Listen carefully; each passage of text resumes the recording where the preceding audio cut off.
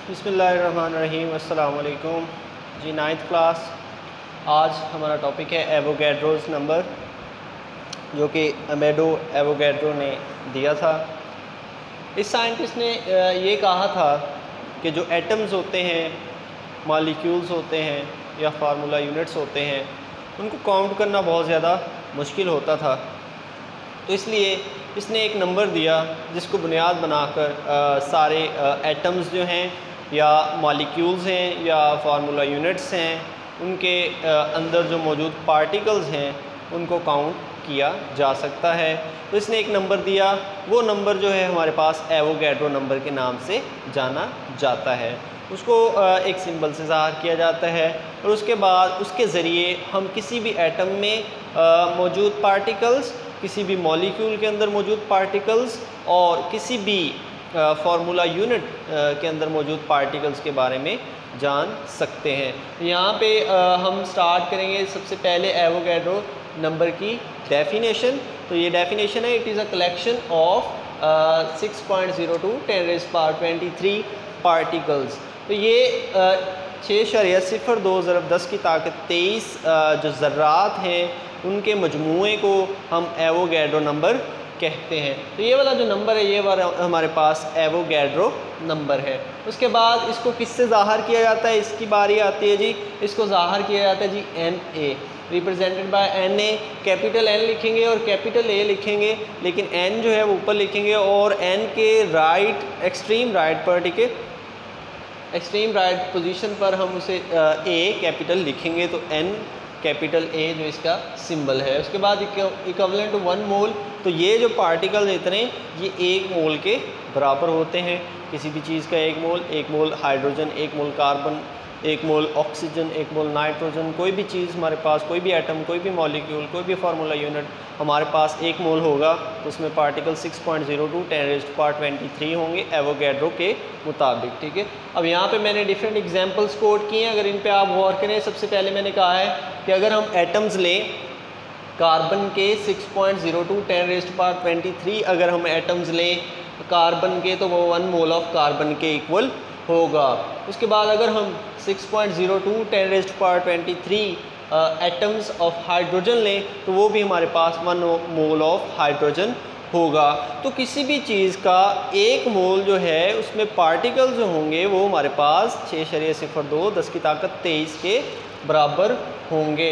यहाँ पे हमारे पास हाइड्रोजन के भी इतने ही पार्टिकल्स होंगे 1 मोल में, और कार्बन के 1 मोल में भी इतने ही पार्टिकल्स होंगे। और यहाँ पे मैंने NaCl सोडियम क्लोराइड लिखा है, तो इसके अंदर भी, इसके मोल में भी इतने ही पार्टिकल्स मौजूद होंगे 6.02 10⁻23। और उसके बाद नीचे मैंने लिखा है जी कि अगर 6.02 10⁻23 एटम्स हो आपके पास, कोई भी एटम हो आपके पास, हाइड्रोजन, कार्बन, नाइट्रोजन, कुछ भी एटम हो आपके पास, लेकिन इतने पार्टिकल्स हों तो वो उस एटम का 1 मोल होंगे। मिसाल के तौर पर इतने पार्टिकल्स आपके पास फ्लोरीन के हैं, इतने एटम्स फ्लोरीन के हैं तो आपके पास 1 मोल फ्लोरीन है।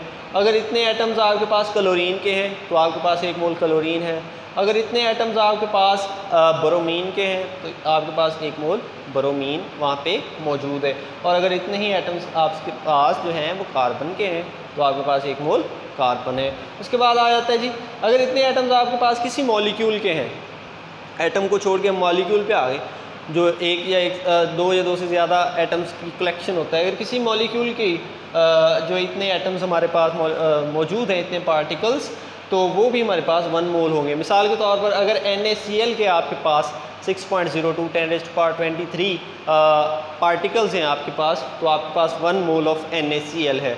अगर आपके पास H2O के 6.02 10⁻23 पार्टिकल्स हैं तो आपके पास 1 मोल ऑफ H2O मौजूद है।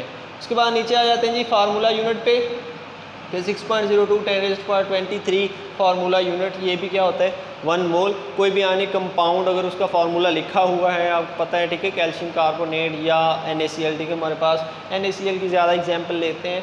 तो NaCl जो है वो हमारे पास एक आयनिक कंपाउंड है, वो आयंस की मदद से बना होता है। तो उसके अगर आपके पास इतने पार्टिकल्स हैं 6.02 10⁻23, तो वो भी 1 मोल ऑफ NaCl के बराबर होगा। तो यहाँ से जो हमें पता चला है कि किसी भी एटम, किसी भी मॉलिक्यूल किसी भी फार्मूला यूनिट के अगर पार्टिकल 6.02 10⁻23 हैं तो वो चीज़ 1 मोल के बराबर होगी। अगर कार्बन के आपके पास इतने पार्टिकल हैं तो वो 1 मोल कार्बन होगी। अगर आपके पास H2O वाटर के इतने पार्टिकल्स हैं तो वो 1 मोल वाटर होगा। और अगर आपके पास सोडियम क्लोराइड के इतने पार्टिकल हैं तो वो 1 मोल सोडियम क्लोराइड होगा।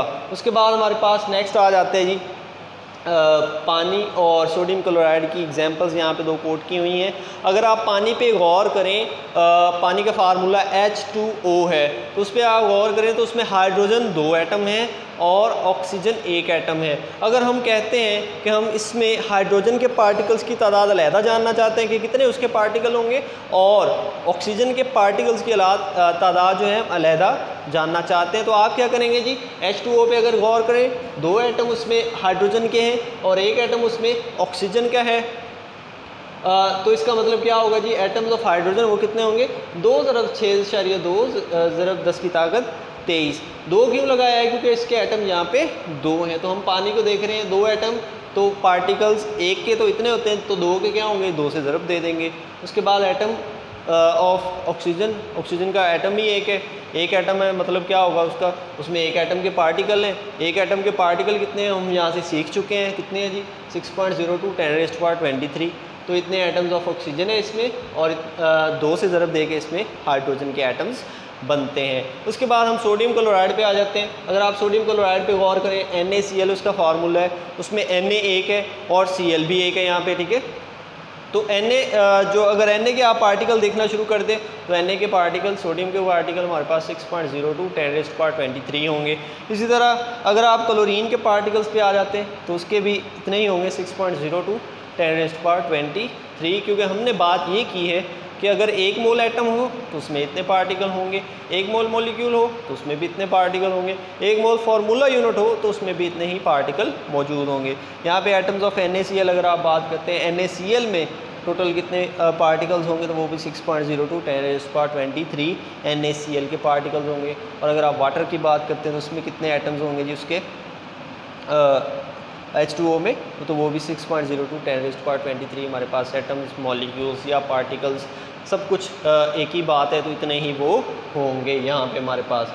यहाँ से जो आज हमने सीखा जी, मीडो एवोगैड्रो ने जो एक नंबर दिया जिसे एवोगैड्रो नंबर कहते हैं, उसने एक्सप्लेनेशन पेश की कि आप एटम्स, मॉलिक्यूल्स या आप जो फार्मूला यूनिट्स हैं उनको गिन नहीं सकते, तो उसने एक नंबर पेश किया 6.02 10⁻23, जो किसी भी एटम के अंदर पार्टिकल्स, मॉलिक्यूल्स के अंदर पार्टिकल्स या फिर फार्मूला यूनिट के अंदर पार्टिकल्स को ज़ाहिर करता है, जो हर जगह फिट आता है, एक ही नंबर है, हर जगह आता है। लेकिन अगर कहीं पे 2 एटम आ जाते हैं तो उसे 2 से मल्टीप्लाई कर देंगे। अगर 6 एटम आ जाएं, जैसे C6H12O6, ठीक है, उसमें कार्बन के अगर फाइंड करने हो तो हम एवोगैड्रो नंबर को 6 से मल्टीप्लाई करेंगे। अगर उसी ग्लूकोज में C6H12O6 में हमें हाइड्रोजन के पार्टिकल्स फाइंड करने हो तो हमें इसे 12 से मल्टीप्लाई करेंगे। अगर ऑक्सीजन के करने हो तो फिर 6 से मल्टीप्लाई करेंगे और हमें पार्टिकल्स का पता चल जाएगा। तो एवोगैड्रो नंबर जी हमें किसी भी एटम, मॉलिक्यूल या फिर फार्मूला यूनिट में पार्टिकल्स की तादाद बताता है। मिलते हैं अगले टॉपिक के साथ, अपना ख्याल रखें, अल्लाह हाफिज़।